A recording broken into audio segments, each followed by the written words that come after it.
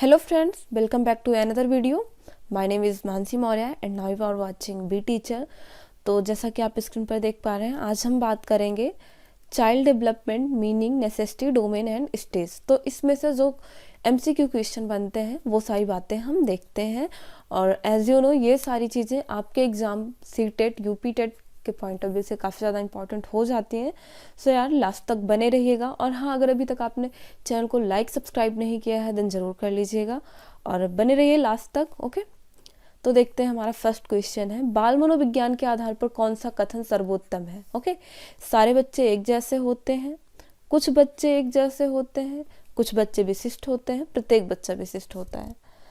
तो इसमें से ऑप्शन क्या सही है। ओके, तो क्या सारे बच्चे एक जैसे होते हैं? ऐसा तो होता नहीं।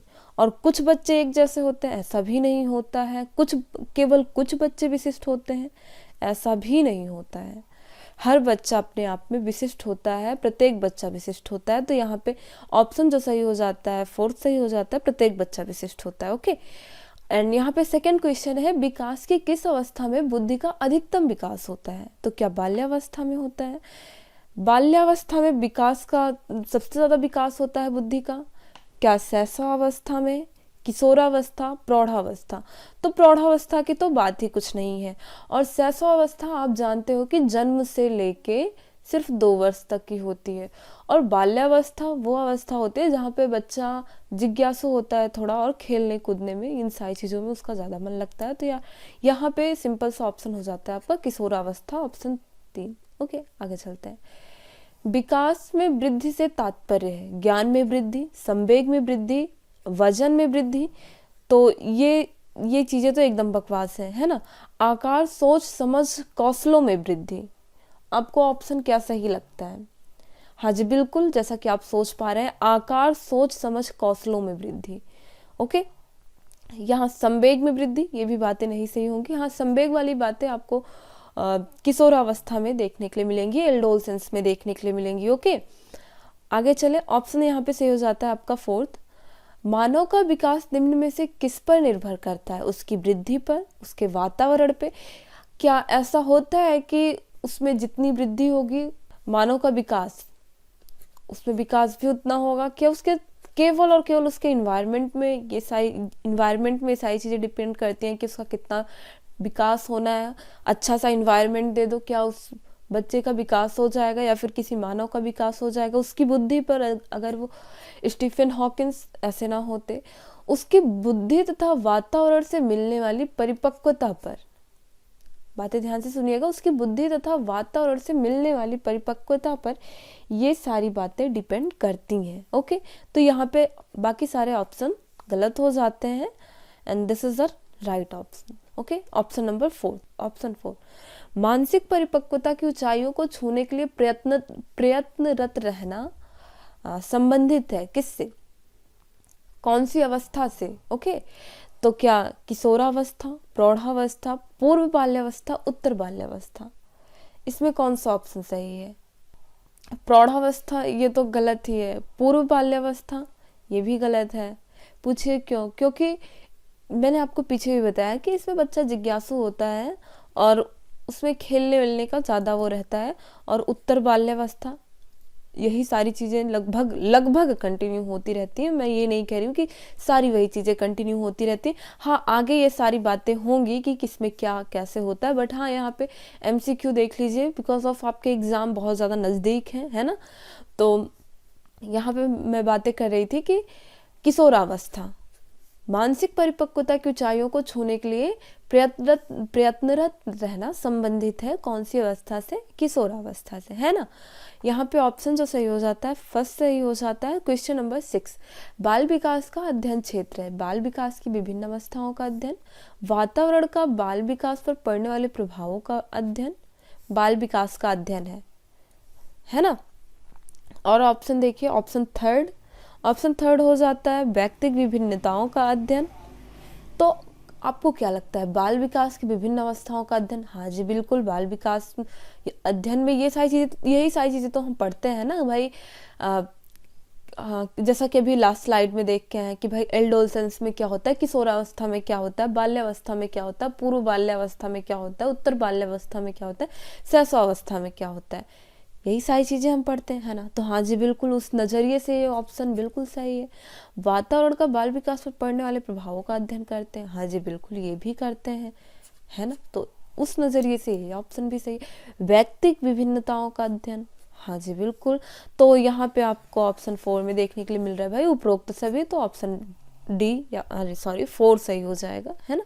ऑप्शन 4 सही हो जाएगा, 6 का 4, है ना। क्वेश्चन नंबर 7, गामक विकास से हमारा तात्पर्य मांसपेशियों के विकास से तथा पैरों का उचित उपयोग। क्वेश्चन नंबर 7, मस्तिष्क और आत्मा, अधिगम और शिक्षा, प्रशिक्षण और अधिगम, शक्ति और गति। तो यहाँ पे बाकी सारे ऑप्शन एकदम से वेरी कर रहे हैं।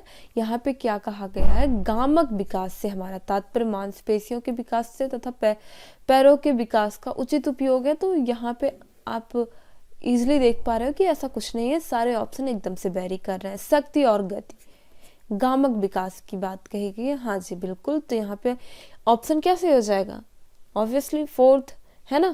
क्वेश्चन नंबर 8, बाल विकास में प्रक्रिया पर बल है, वातावरण और अनुभव की भूमिका पर बल है, गर्भावस्था से किशोरावस्था तक अध्ययन होता है, किशोरावस्था तक का अध्ययन होता है। और यहाँ पे क्या कहा गया, उपरोक्त सभी। ऑप्शन फिर से देख लीजिए, बाल विकास में प्रक्रिया पर बल है, हाँ ऑप्शन सही, बातें सही है। वातावरण और अनुभव की भूमिका पर बल है, मतलब कि जो इन्वायरमेंट में देखने के लिए मिल रहा है और एक्सपीरियंस क्या है, ये सारी चीज़ें भी देखी जाती हैं। और हाँ जी बिल्कुल, प्रेगनेंसी से लेके एडोलसेंस तक का स्टडी की जाती है ना।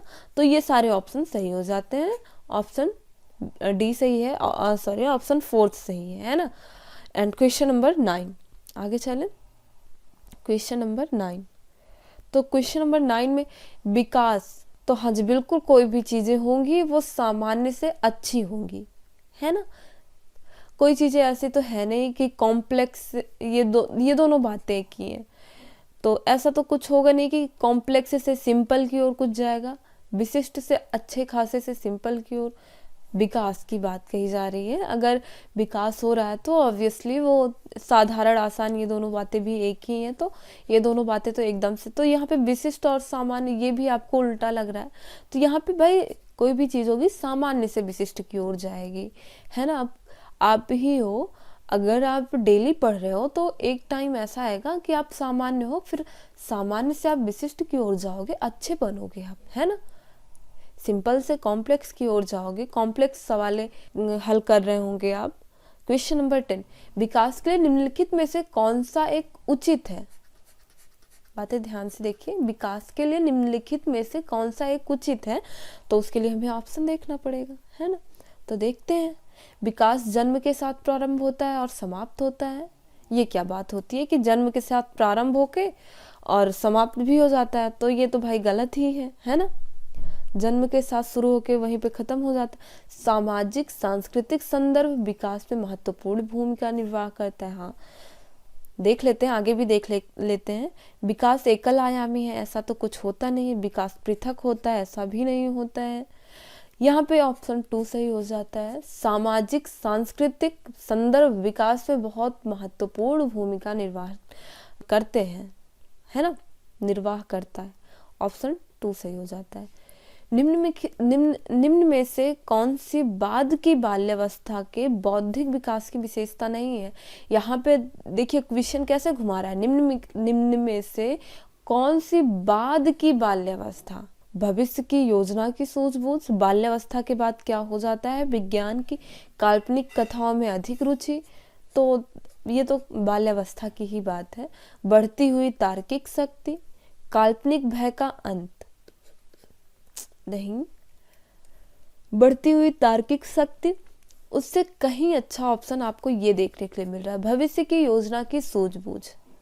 देखिए आपको यहाँ पे देखने के लिए, और क्वेश्चन के साथ ये सारी चीजें भी देखनी होंगी कि आप कैसे कैसे ऑप्शन आपको दिए गए हैं, उनमें से क्या बेटर है ना, उनमें से क्या सही है। तो यहाँ पे आपका ऑप्शन यही सही है, भविष्य की योजना की सूझबूझ।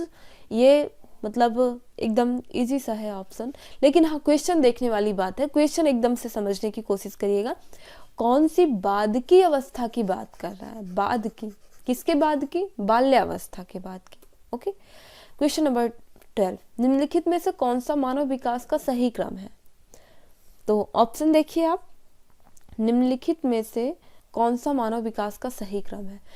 शैशवावस्था, क्या शैशवावस्था के बाद डायरेक्ट कोई भी एडोलसेंस में आ जाएगा, किशोरावस्था में आ जाएगा, टीनेज में आ जाएगा, फिर बाल्यावस्था में आएगा? ये तो उल्टा है, बाल्यावस्था के बाद सीधे प्रौढ़ावस्था, तो गलत है। शैशवावस्था से बाल्यावस्था, हाँ जन्म के बाद बाल्यावस्था आती है, बाल्यावस्था के बाद किशोरावस्था आती है, और किशोरावस्था के बाद प्रौढ़ावस्था आती है। ये बातें सही लग रही हैं। अगर ये बातें एकदम से सही हैं तो बाकी सारे ऑप्शन गलत है ना, समझने वाली बातें हैं। इसमें ऑप्शन क्या सही हो जाता है, 2 है ना। आगे चलें, क्वेश्चन नंबर 13, शैशवावस्था में बच्चों के क्रियाकलाप कैसे होते हैं, कैसे होते हैं? मूल प्रवृत्त्यात्मक, संरक्षित, संज्ञानात्मक, संवेगात्मक। ऑप्शन 1 सही हो जाएगा, मूल प्रवृत्त्यात्मक होते हैं। Question number 13। Okay, question number 14 क्या हो जाता है आपका, गिरोह अवस्था किस आयु वर्ग में विलंब विकास से संबंधित है। गिरोह अवस्था, गिरोह अवस्था आप किसे बोलते हैं?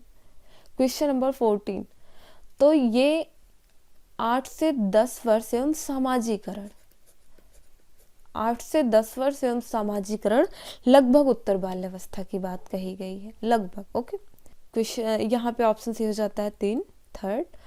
क्वेश्चन नंबर 15, शैशवकाल की अवधि है। ऑप्शन जरा देखिए सारे अच्छे से। शैशवकाल, जन्म से 2 वर्ष, जन्म से 3 वर्ष, 2 से 3, जन्म से 1 वर्ष। तो अभी जस्ट लास्ट नहीं, पीछे वाली स्लाइड में हमने बातें की हैं, जन्म से 2 वर्ष तक की आयु को हम क्या कहते हैं, शैशवकाल कहते हैं। क्वेश्चन नंबर 17, 16 आया नहीं, 17 आ गया, कोई बात नहीं है, नंबर में बहुत कुछ नहीं रखा है। एक प्रसामान्य 12 वर्ष की आयु के बच्चे में सबसे अधिक होना संभव है। क्वेश्चन ध्यान से देखिएगा, एक प्रसामान्य 12 वर्ष की आयु के बच्चे में सबसे अधिक होना संभव है। कुल प्रेरक समन्वय में कठिनाई, वयस्कों को खुश करने के बारे में दुश्चिंता की अनुभूति। ओके, अब और यहाँ में उसकी रुचियों को सीमित करना, समकक्षी के अनुमोदन के लिए बेचैनी। यहाँ पे कौन सा ऑप्शन सही होगा, यहाँ पे ऑप्शन कौन सा सही होगा? कुल प्रेरक समन्वय में कठिनाई, वयस्कों को खुश करने के बारे में दुश्चिंता की अनुभूति, समकक्षी अनुमोदन के लिए बेचैनी। तो देखिए आप खुद देखते होंगे, लगभग 12 वर्ष के जो बच्चे होते हैं वो अपने मम्मी पापा से थोड़ा दूर हट रहे होते हैं और अपने मतलब समकक्षी के साथ रहना ज़्यादा पसंद करते हैं, है ना। ऐसा कुछ देखने के लिए मिलता है आपको, आप देख पाते हो। एंड क्वेश्चन नंबर 17 तक हो चुका है। क्वेश्चन नंबर 18, खिलौनों की आयु कहा जाता है। खिलौने की आयु किस अवस्था को कहा जाता है, किस वर्ष को कहा जाता है? तो मतलब किस वर्ष मीन्स कितने से कितने वर्ष को कहा जाता है। अरे भाई, बाल्यावस्था कितने वर्ष की है, शैशवावस्था कितने वर्ष की है, आप मतलब इसी से ये सारी चीज़ें डिफाइन करते हो ना, कितने से कितने वर्ष। तो हाँ जी बिल्कुल, 0 से 2 वर्ष तक को आप क्या कहते हो, शैशवावस्था कहते हो। तो वही चीज़ है कि कितने से कितने वर्ष को खिलौनों की आयु कहा जाता है। तो आप जरा ऑप्शन बताइए, आंसर बताइए, पूर्व बाल्यावस्था, उत्तर बाल्यावस्था, शैशवावस्था, ये सभी। तो शैशवावस्था में बच्चा कोई खिलौनों से नहीं खेलेगा। अब अगर ये चीज़ें गलत हो जा रही हैं तो ये ऑप्शन डी से ही गलत हो जाएगा सभी वाला, क्योंकि यहाँ पे ये चीज़ें गलत हो गई। और उत्तर बाल्यावस्था में बच्चा कहीं ना कहीं समझदार होता रहता है और वो थोड़ा सा मतलब ग्रुप में आने की कोशिश करता है। और यहाँ पे ऑब्वियसली पूर्व बाल्यावस्था, बच्चा खेलता रहता है खिलौनों के साथ, खिलौनों की आयु कहा जाता है। ऑप्शन 1 से हो जाएगा। निम्न में से कौन सी पूर्व बाल्यावस्था की विशेषता नहीं है? यहाँ पे ये चीज़ें देखिएगा, नहीं है। दल समूह में रहने की अवस्था, अनुकरण करने की अवस्था, प्रश्न करने की अवस्था, खेलने की अवस्था। तो पूर्व बाल्यावस्था की बात कही गई है। तो जी आपको पता है कि कोई भी बच्चा है वो अनुकरण बहुत जल्दी करता है, वो आपकी कॉपी बहुत जल्दी करता है। आप कुछ भी कर रहे होंगे तो झट से आपकी कॉपी करेगा। आप जो बोल रहे हो, आप जैसा कर रहे हो, वो बच्चा कॉपी करेगा, अनुकरण करेगा।